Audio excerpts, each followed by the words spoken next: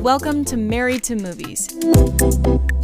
Industry insiders John Russell and Tracy Kring live and work happily in cinematrimony. They're sharing behind-the-scenes adventures of writing, producing, and appreciating films. Good morning, babe.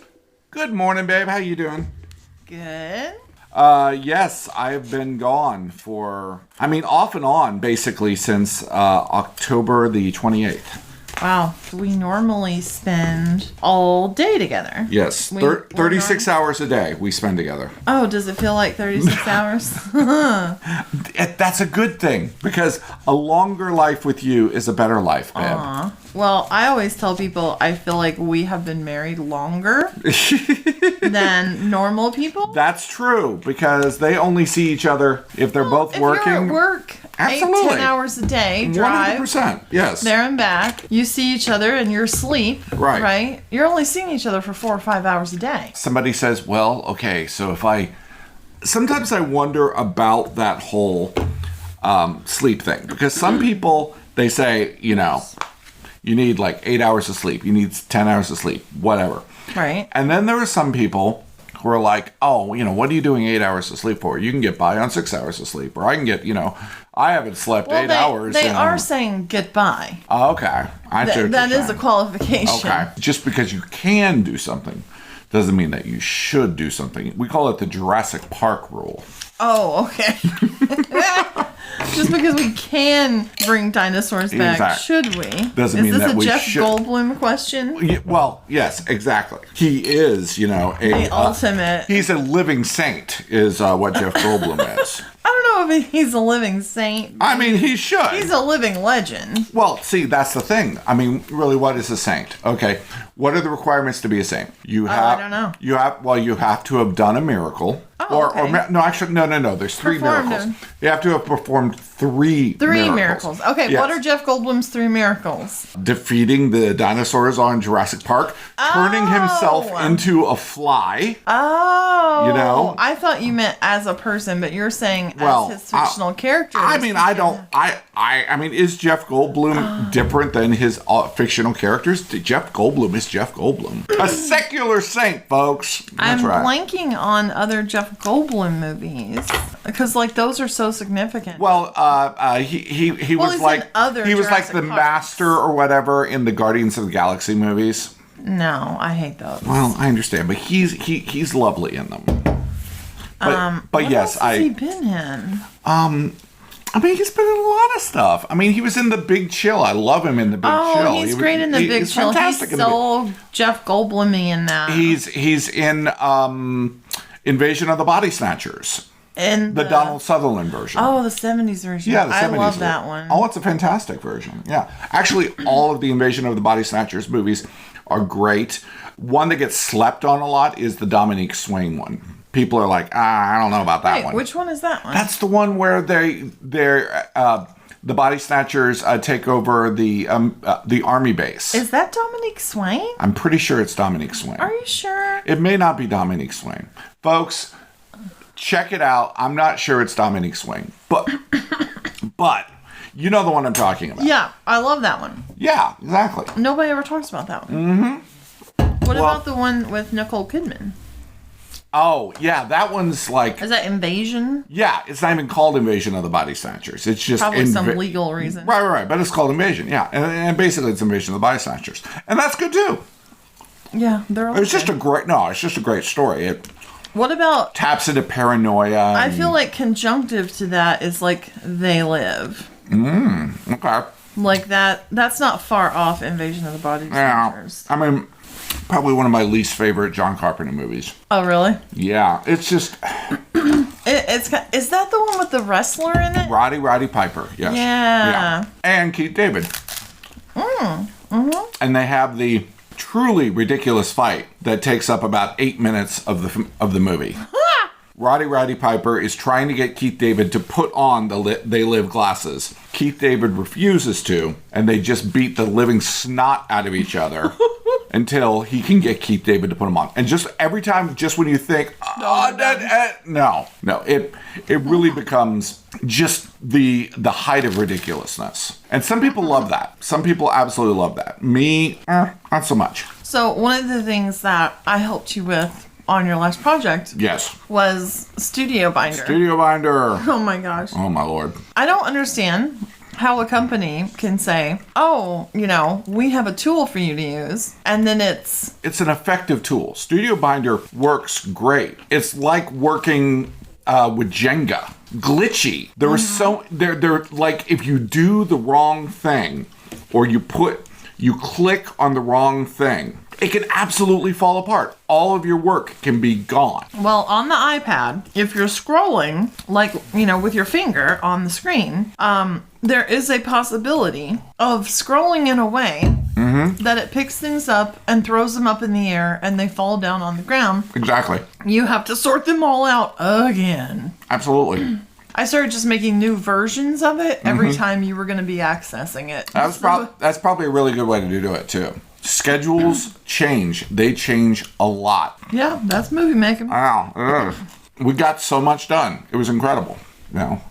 You made some really big days. Huge days. Made some huge days.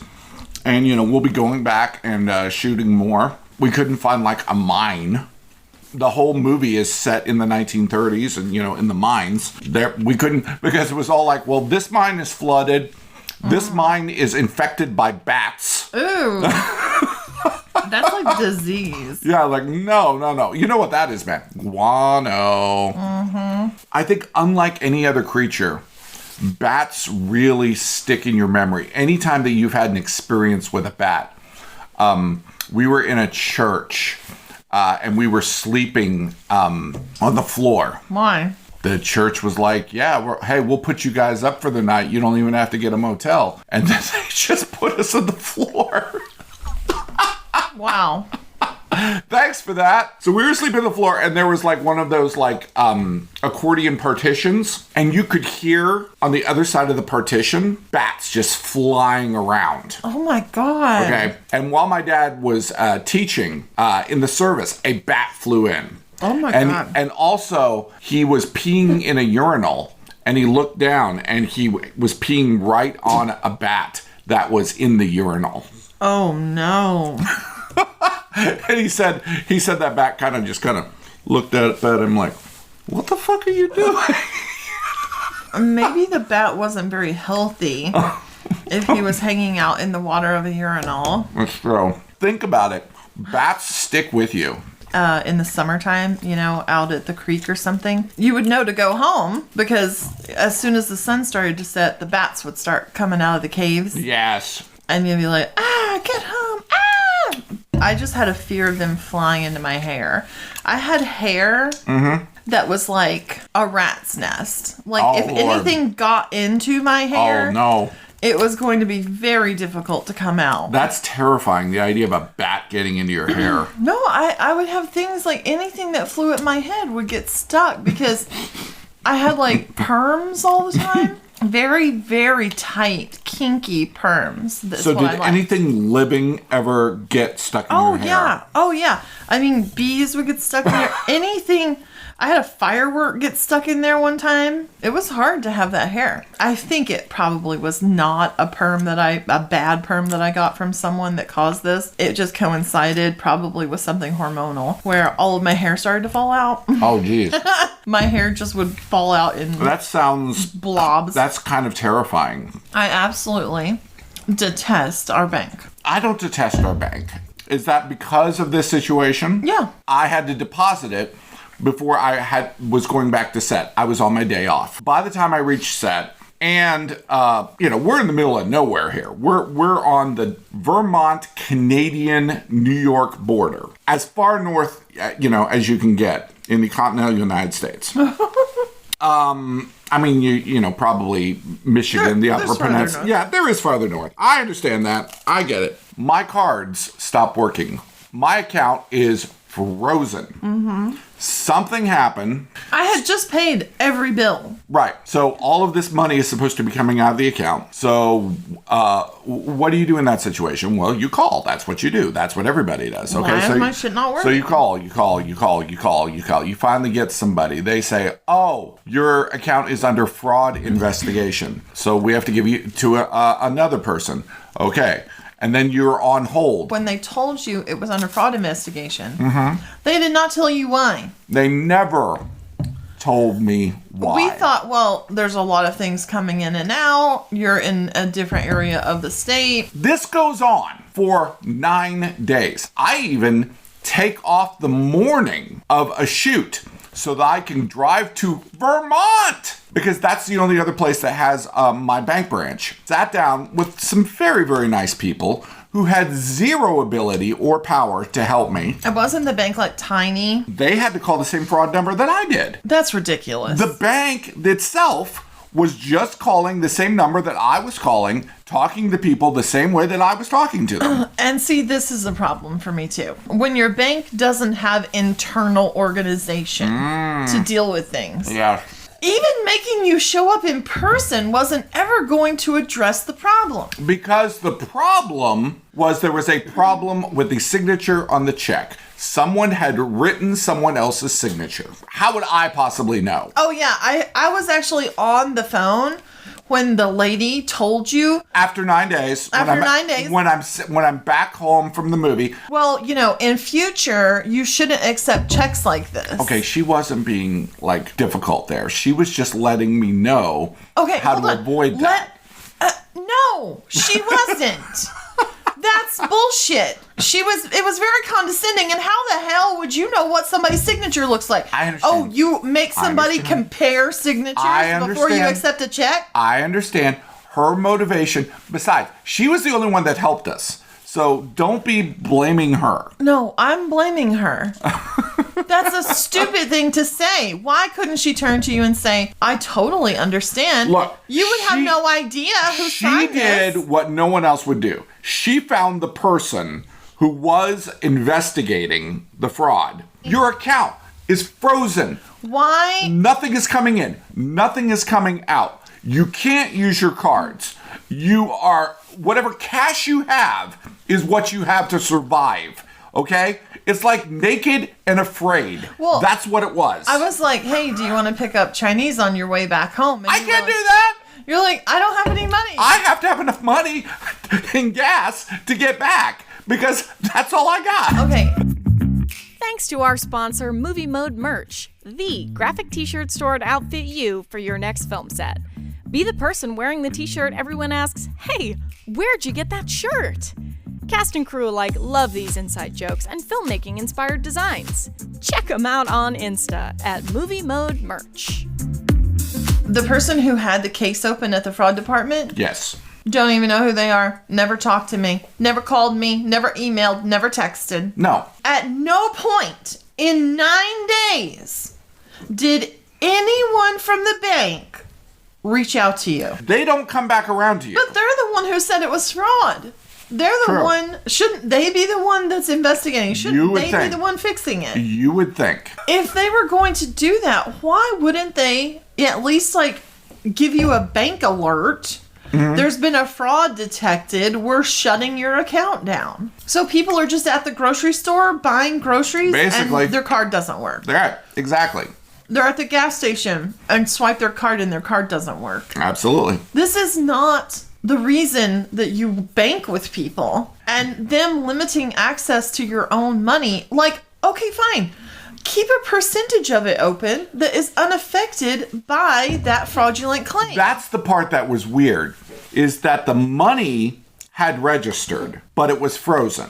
Right. It wasn't like what... I mean, I remember back in the old days, it would be like, okay, well, we're holding this check, for a while just to make sure it's good. Well, they want to know that it clears with that right, other bank. Exactly. But your bank said, basically, it cleared, but now we require proof from the bank that it was issued from that it cleared their bank. So to finally fix this... But why is that our problem? So to finally fix this situation, this is what had to happen. Okay. The person who wrote the check had to contact their bank. Their bank had to send them proof that the check cleared.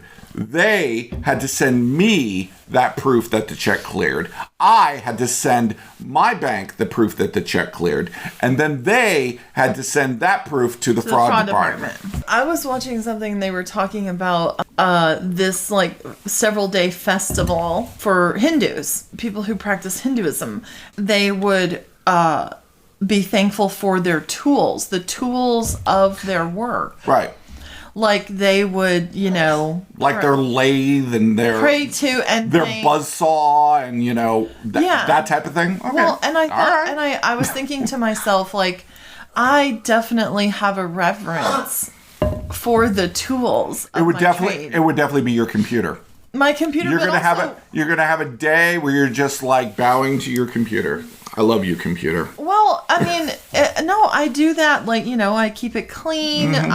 When we took one to the Apple store, they said this thing is pristine. It's like brand new. Right. Because I really do have reverence for the tools of my trade. I actually thought about that today as like we have a dead computer in the house. Yeah, should we like sad. bury it or should we try to resurrect it like Dr. Frankenstein? I mean, what should we do with that thing? I don't know. I don't know what you do with it. I mean, I don't know if I want to fix it. Right. And if I fixed it, I don't know if I want to sell it. And you talk about trust too. That you lose trust in a tool. No, I lose confidence. Okay. I'm waiting for all of my bills to clear, and I will be removing I don't know about my this. money. I don't know about this. Yes, I will be removing my money don't know and about going this. somewhere else. We've been with this bank for like over a decade. Okay, but listen, they're only regional. They're only in like 2 spots in New York State. This is true. Thankfully, they're in a town near us. But they're not many places. This is true. And I just am like losing confidence. See, like what if I was in Vegas visiting our relatives and this happened? Right. I deposited a check that's questionable, that they find questionable, even though it perfectly cleared the whole time. Right. I deposited a check right before I fly to Las Vegas. Right. And now I have no money when I'm in Las Vegas This is until true. 9 days later when I get home. Do you know how mad I would be? And do you know how mad I would be at myself That's right. for putting myself in that position again? And how mad you are at me because I was saying, hey, leave the bank. let's stay with this bank. I'm just going to say, fuck them. Okay. Our van, the van that you had wrecked, we got it back. It was got it fixed. back. Yeah.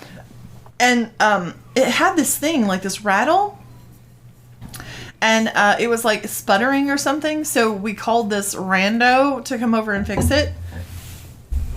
And then during the shoot of Hobo Jesus, Right. the thing totally started rattling like crazy. And like when you watch Hobo Jesus, you can hear this thing rattling like crazy. Because the guy had fixed it with JB Weld. And those kinds of mechanics. JB Weld, man. If a mechanic shows up to my vehicle with JB Weld, I mean, they're fired. And I might beat them. So we have an old family friend who fancied himself like a master of electronics and a mechanic. This friend is dead, so yes, you can call him his name. Rest in peace, Richard. He died of butt cancer. That's what you called it. I know, but that's what it was, man. That's what it was. From the moment that he told the family, I have cancer. I have colorectal cancer. You have renal cancer, yeah. You said, butt cancer. I mean, that's what it is, man. The whole family cracked up. It's not an insult. Butt cancer. The okay, whole it happens. family cracked up. It happens. Butt cancer. His answer to everything Was JB Weld. Yeah. JB Weld. And here's the thing about JB Weld. JB Weld, like glue. It looks like, oh, hey, whoa, well, that ain't going nowhere. It's like that's glue. going to work. It's just glue. it's just like silver glue. And you're just like, okay, all right, so that's fixed. It got JB welded. Okay, great. It's not it looks like great. welding. No. It's like Gorilla Glue with a really good publicist. So Richard had JB Weld all over one of my car engines one time. What? Yes, he had like welded. I think that the radiator had sprung a leak or something. So he welded So it. he welded it with JB Weld. This is heat-sensitive material. It doesn't work. No, it also is affected by the temperature. Oh, it doesn't work. No, it doesn't work at all. doesn't work But at it really all. doesn't work when it gets warm. Yeah, It turns back into putty. Yeah, exactly. So, yes, I have like stickiness all over my, It's just turned into bubble gum. Yeah, Bubble gum. It's horrible. Yeah, it's just awful. Bad idea, guys. Bad idea, Jeans. So we made it through, and you know what? I have to get, really, for no big repairs, that van lasted for so long with really no big repairs. One of our great film tools. Oh, yeah. You know? Yeah. And it was in every movie ever made. Yeah. And it was really interesting because the movie where the other car didn't work, which was supposed to be The Night We Met, right? And we had written kind of like, well, this is why we're driving this car in. Well, since we had to use the van instead, it became a completely different vibe and a completely different character, and it added a different just made feel. it funny. It did. It became funny. She called him a soccer mom, and it worked so much better, actually. Yeah. Well, and we would get to lug all our shit around. Yeah, absolutely. And they. I missed having a van. They went and like made out in the back of the van, and all of these things that really would not have worked. We would not have had enough space, man. When I wrote the scene for the back seat of the car where they are going to have sex or not going to have sex, I wrote it and showed it to you and Josh, and you both were like, Tracy, like, you can't write this kind of pornography into a script. It was way dirty. It was I was talking dirty. About parts. Hands and things. And I was talking about insides of things and outsides of things. All kinds of stuff. Wow, and maybe I do want to write smut. Yeah. Well, any chance Tracy has to write smut, she writes smut. And I have and the thing about The Night We Met that people like is that they don't have sex. Right. So it's, I absolutely agree with the public at large. You did not want to see the NC-17 version of the movie. I think Josh even said, like, what actress is going to read this and, like, want to audition? Yeah, there's no. I was like, okay, fine, I'll tone it down. And then I decided, well, maybe and then we didn't even, maybe they shouldn't be like a slut like I am. Well, no. I never had sex on the first date. She has a great line. She says, I don't want to, I don't want to feel, pressure. I just want to have fun. Right. Because sex is pressure. Am I having a good time? Are you having a good time? What do you think of what I'm doing to you? What do I think of what you're doing to me? It puts pressure on the situation or the relationship. Of course it does. Of course, like now we've had sex. What are we together? Right. It's together? There's judgments and there's there's a whole thing. Yeah. And she just says, I just want to have fun. And he goes, okay. And then maybe there's, and maybe that happens then, but we don't see it. I don't think it does. Oh yes, it does. Oh yeah. They're definitely third basing. Oh, sure. But I don't think they're going all... No. Well, that's the whole point. Exactly. You bought me this nail polish as a little surprise. And it's so glittery on my It is. And what did I bring up as soon as I showed it to you? Looks like town. Glitter polish. Glitter nail polish. Looks like town. we love the Silence of the Lambs. Oh, Silence of the Lambs is one of the great films of all time. An ex-boyfriend I had gave me a collection of his like mixtapes, but on VHS. Okay. And that was actually the first time I ever saw Silence of the Lambs. Really? I was probably 16, 15, right. 16. Oh no, it stopped. Did it save? I don't know. Probably. Okay. Well, I guess I don't get to tell that story. Okay. So, and with John's gone. John's gone. I'm gone. That was the camera shooting me. Oh, no. That's the camera shooting you. Okay. Tracy's gone now. Did any of it save? I don't know if it saved or not. It just cut off? It just stopped. I told you we no. only had 20%. If it didn't save, then I'm screwed, and it's just going to be you. It's just gonna be- And it's going to cut to me and say, John didn't charge his phone last night, so there's no shot of me. that would be very funny. Yeah, don't think I won't do it. I think you should do it even if I did charge my phone. All right, I got to get going. Okay, see ya. Love ya. Bye. It's hard not to get romantic about movies. Thanks for listening to Married to Movies. Jon and Tracy will meet you for breakfast tomorrow. Thanks to our sponsor, Movie Mode Merch, comfortable graphic tees made by and for awesome filmmakers to wear on set and off. Check them out on Insta at Movie Mode Merch.